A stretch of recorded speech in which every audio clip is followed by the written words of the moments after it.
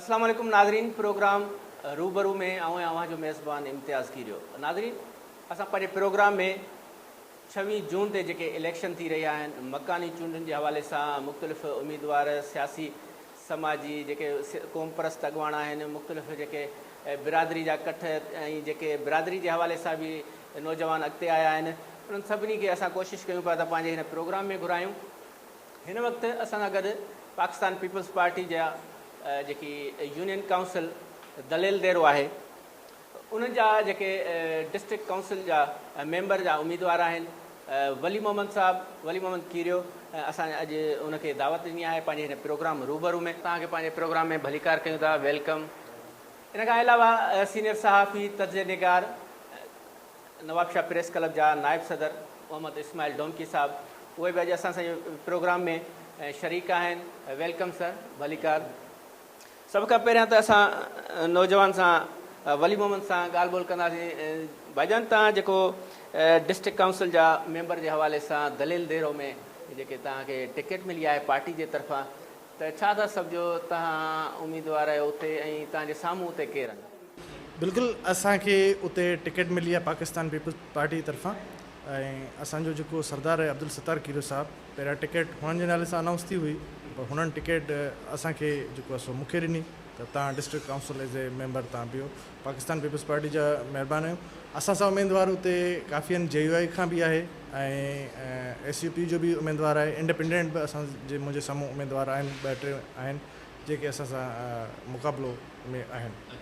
छा था सम्झो उन्हनि वटि तव्हांजी पार्टी जा अॻुवान हथु खणण जे हवाले सां या विया आहियो या मुक़ाबिलो कंदव? कोशिशूं बिल्कुलु जारी आहिनि ऐं जेको आहे सो जेके इंडिपेंडेंट आहिनि उन्हनि सां असांजो इहे कोशिशूं आहिनि त असां उन्हनि खे जेको आहे विड्रा करायूं ऐं इनशाला विड्रा थी वेंदा। बाक़ी जेके दोस्त मुक़ाबिलो कंदा इनशाला मुक़ाबिलो कंदासीं, छोकी पाकिस्तान पीपल्स पार्टी तव्हांखे ख़बर आहे नवाबशाह ज़िलो मोहतरम जनाब आसिफ अली ज़रदारी जो खितो आहे ऐं हिते जेको आहे सो हिनखे उनजो गढ़ सॼो वेंदो आहे। सो हितां तक़रीबन त मुंहिंजे ख़्याल में कुझु UCs ऐं कुझु वार्ड, कुझु अहिड़ियूं शयूं आहिनि जेके अनअपोज़िट माण्हू थी विया आहिनि। साईं, छा था सम्झो जीअं वली मोहम्मद भाई ॿुधायो त दलेल देरो वारी UC आहे, जेके जमायत इस्लामी जा बि आहिनि, क़ौम परस्त बि आहिनि, त छा था सम्झो पीपल्स पार्टी त क्लीन स्वीप थींदी पर मुक़ाबिलो थींदो या? UC दलेल देरो जो माज़ी में बि पाकिस्तान पीपल्स पार्टी तां विन कयो आहे ऐं पाकिस्तान पीपल्स पार्टी जी मज़बूत UC में शुमारु थिए थो UC दलेल देरो। त जीअं वली मोहम्मद भाउ तव्हां कैंडिडेट आहे डिस्ट्रिक्ट काउंसिल सीट ते, त उते जमीयत उलमा इस्लाम जो कैंडिडेट आहे या ॿियूं बि कुझु माना SUP सिंध यूनाइटेड पार्टी उनजो बि कैंडिडेट आहे। एॾी माना की हुते वर्थ कान्हे का जेको के मुक़ाबिलो थिए या ॾुखियाई थिए 1 to 1। उहे SUP जी कुझु सीटूं आहिनि, कुझु इलाइक़ा आहिनि जिते 1 to 1 मुक़ाबिलो आहे, जिते सख़्तु मुक़ाबले जी तवक़ा आहे ऐं 1-2 सीटूं में बि त SUP खटी बि वेंदी। छा था सम्झो हिन UC में सभ खां वॾो वोट कंहिंजो आहे? हिन मलाब कम्यूनिटी आहे, कीरियो कम्यूनिटी आहे, चांडिया आहिनि, खोड़ कम्यूनिटियूं आहिनि इन करे ऐं सभु पीपल्स पार्टी सां लाॻापियल माण्हू आहिनि। त नौजवान खटे वेंदो आसानी सां, असां सम्झूं था। तव्हां सम्झो था त मला बिरादरी जेकी उते वॾी बिरादरी आहे दलेल देरे जी, उहा पीपल्स पार्टी खां नाराज़ आहे? सो टिकटनि जी विरासत ते उन्हनि खे रिज़र्वेशन आहिनि, उन्हनि जो इहो इल्ज़ाम आहे त असांखे इतवार में न वरितो वियो, इन खे उन्हनि पंहिंजो बि उम्मीदवार नॉमिनेट कयो हुतां खां। पर वरी चाहे पीपल्स पार्टी जा तव्हां ख़बर आहे एक्सपर्ट जा तमामु एक्सपर्ट आहिनि पीपल्स पार्टी इलेक्शन जा, त उहे जोड़ तोड़ करे उन्हनि सभिनि खे राज़ी करे वेंदा, सभिनि खे हथु घुमाई वेंदा। इन करे असां कोन था सम्झूं त कोई ॾुखियाई का इन्हनि खे थी सघे थी। तव्हां छा था सम्झो, तव्हां उते वर्क बि कयो पिया, त छा था सम्झो कहिड़ी बिरादरी आहे जेका तव्हां सां माना खटराए सघे थी?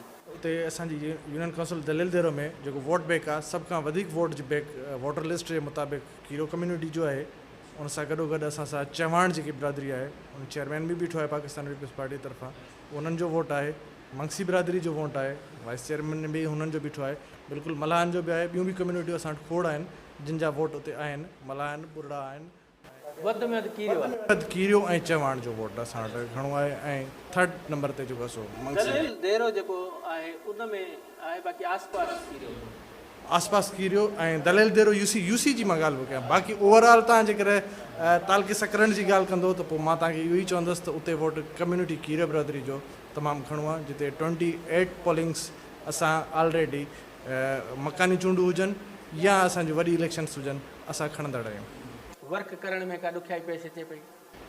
न बिल्कुलु न छोकी वर्क असां इन करे ॾुखियाई न पई थिए छो त ऑलरेडी आउं हिकिड़ी सोशल तंज़ीम जो जनरल सेक्रेटरी आहियां इंडस पब्लिक सोशल फोरम जो ऐं तक़रीबन 10-11 साल खां वठी आउं उन में वर्क कयां पियो ऐं पीपल्स पार्टी खे हमेशह Indus public social forum support कई आहे सरदार अब्दुल सत्तार कीरो जे थ्रू पाण पाकिस्तान पीपल्स पार्टी जा मरकज़ी अॻवान बि आहिनि आसिफ़ ज़रदारी जा ॿिए जा साथी दोस्त बि आहिनि त उन जे करे असांखे एक्सपीरियंस तमामु सुठो थी वियो आहे इलेक्शन जे हवाले सां इलेक्शन कीअं खटिबियूं आहिनि कीअं विड़िबियूं आहिनि ऐं कीअं पोलिंग स्टेशन्स ते इहे वर्क कजे सो इहो तजुर्बो तमामु बहितरीनु आहे असांखे इन शइ में कंहिं इलेक्शन वारे ॾींहुं जेके मामलात थींदा आहिनि जेके इंतज़ामात थींदा आहिनि ख़ासि करे सिक्योरिटी जे हवाले सां त उन्हनि मां तव्हां मुतमिन आहियो? 100% सां मुतमिन आहियूं असां 100% मुतमिन आहियूं इनशाला ऐं बहितर इंतज़ामात थींदा ऐं बहितरीनु थींदी उन्हनि पोलिंगनि ते को पाणी जो मसइलो या को लाइट जो या को असां लुक आफ्टर कयूं पिया ऐं कोशिशि कंदासीं त अहिड़ी का शइ सूरत हाल पैदा न थिए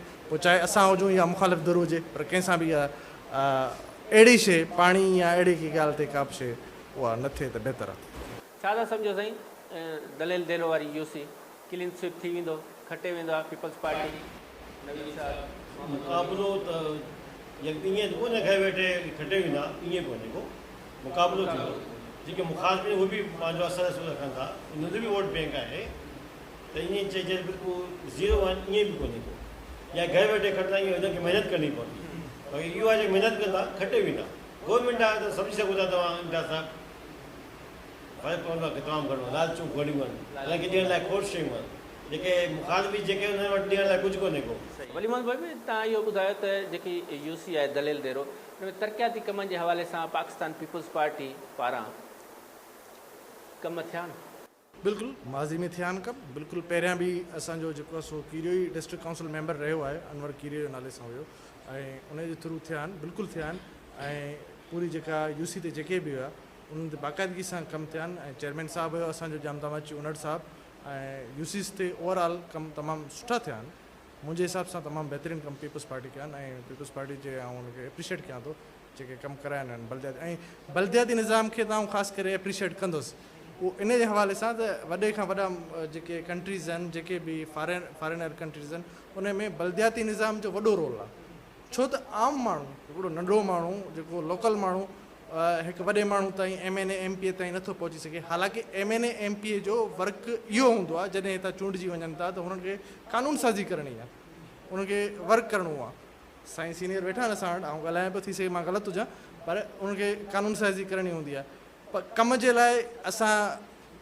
मुखातिबु थींदा आहियूं MNA MPS वटि पर एक्चुअली जेकॾहिं तव्हांजो लोकल माण्हू तव्हां वटि इलेक्टेड थी अचे थो त तव्हांखे उनखे ॿाह मां पकड़ण में आसानी थींदी तव्हांखे कमु वठण में आसानी थींदी इन करे आउं बल्दियात जो फेवर कंदुसि।